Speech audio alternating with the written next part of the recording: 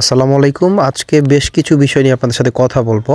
তো কিভাবে আপনারা খামার করে লাভ করবেন এটা আসলে আপনাদেরকে জানা দরকার। প্রথমত বাচ্চা আপনাদেরকে টিকায় রাখতে হবে, বাচ্চা যাতে কোনোভাবে মারা না যায় এবং অসুস্থ হলে যাতে সঠিক ট্রিটমেন্টটা পায় এই বিষয়টা সর্বপ্রথম খেয়াল রাখতে হবে।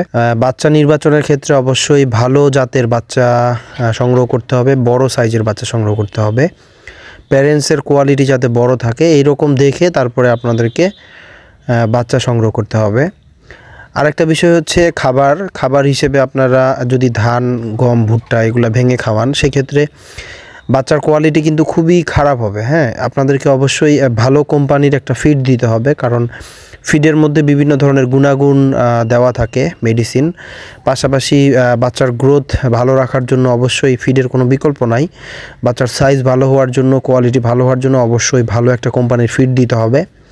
পাশাপাশি প্রথম 5 দিন ভালো একটা মেডিসিন দিয়ে আপনাদেরকে ব্রুডিং করতে হবে এবং লাইটের তাপমাত্রা ঠিকভাবে হচ্ছে কি না এই বিষয়টা খেয়াল রাখতে হবে। বাচ্চাদেরকে মাঝে মাঝে ভিটামিন খাওয়াতে হবে, যেমন ভিটামিন AD3, তারপরে হচ্ছে ভিটা3, তারপরে আরও খাওয়াতে পারেন লাইসোভিট। এগুলা রোগ প্রতিরোধ ক্ষমতার জন্য ভালো। মাঝে মধ্যে ভিটামিন C দিতে পারেন। যদি সব ধরনের ভিটামিন খাওয়াতে চান সেক্ষেত্রে ভাইটাল অ্যামাইনো 4 নামে একটা ভিটামিন আছে, ওইটা খাওয়াইতে পারেন।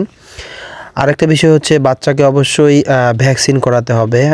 বাচ্চা জন্মের 6 অথবা 7তম দিনে আপনারা একটা ভ্যাকসিন করায় দিবেন। এরপরে 18, 19, 20 অথবা 21 এই যে কোনো একদিন আপনারা আরেকটা যে বাচ্চাদের ভ্যাকসিন আছে সেটা করায় দিবেন।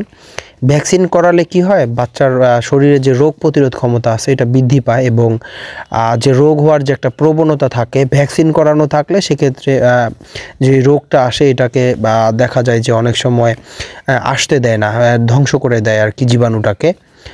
অথবা কোনো কারণে যদি রোগে আক্রান্ত হয়েও থাকে সেক্ষেত্রে যদি ভ্যাকসিন করানো থাকে তাহলে তার শরীরে একটা ইমিউনিটি তৈরি হয়, যেটা সহজে মুরগিটাকে রোগ আক্রান্ত করতে পারে না।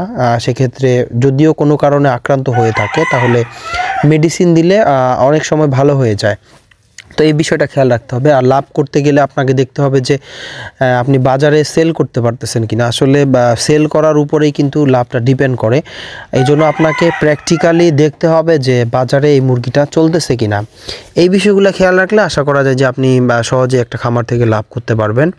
সর্বোপরি আমি যদি আপনাদেরকে আরেকবার ভেঙে বলি তাহলে আপনাদেরকে সঠিক বাচ্চা নির্ণয় করতে হবে, মুরগির খাবার সম্পর্কে ধারণা থাকতে হবে, মুরগির রোগ সম্পর্কে ধারণা থাকতে হবে। আপনি যে বাজারে এটা বিক্রি করবেন এই বিক্রি করার যে পদ্ধতি আছে এই বিষয়গুলা কিভাবে বিক্রি করতে হয় এটা জানতে হবে। অনেকেই মুরগি বড় করে থাকেন, দেখা যায় যে পরে বাজারে বিক্রি করতে গেলে সঠিকভাবে তারা দাম পান না। এজন্য প্রথমে অল্প করে শিখতে হবে। শেখার পরে আপনার কাছে যদি মনে হয় যে না আমি শিখে গেছি, আমি এখন পারতেছি, সেক্ষেত্রে আপনি চাইলে বড় করে শুরু করতে পারেন। তো আজকের ভিডিওটি খুব ছোট করলাম এই পর্যন্তই। আসলে লং ভিডিও কেউ দেখতে চায় না। আমার চ্যানেলটিকে সাবস্ক্রাইব করে দিবেন, লাইক করে দিবেন। ধন্যবাদ সবাইকে। আসসালামু আলাইকুম।